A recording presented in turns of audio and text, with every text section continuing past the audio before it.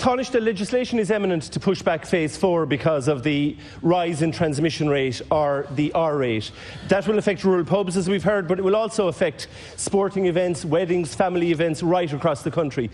Taoiseach, would you accept that the R rate in Dublin is now running at twice the level that it is for the rest of the country, and that it's no longer appropriate to treat the country as one region, that we need in this legislation to differentiate between places where there's a different R rate? Almost every other country in the world is now doing, and certainly every country in Europe is doing. I'm asking, will the legislation next week differentiate between Dublin, where the R rate is twice the level of the rest of the country, with regard to the restrictions which are proportionate and necessary? Thanks, Deputy. The legislation next week won't, but I don't rule out the possibility down the line of having different rules for different regions in different parts of Ireland.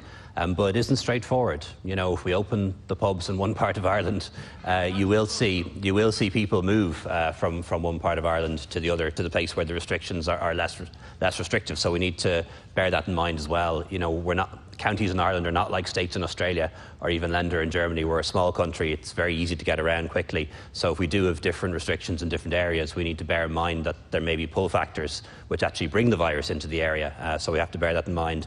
I do want to thank deputies for raising the issue of international travel. The government needs to clarify this, and we will on Monday. There have been, to a certain extent, mixed messages from government and NPHET on this. We will clarify this on Monday. But just to be clear here, the message from government at the moment is that we're asking people not to engage in any non-essential travel off the island. If anyone is coming into the island for any reason, they are being asked to restrict their movements, not self-isolate, not quarantine, restrict their movements for 14 days. And the only exceptions are people who work on planes, in boats, or diplomats. It applies to everyone.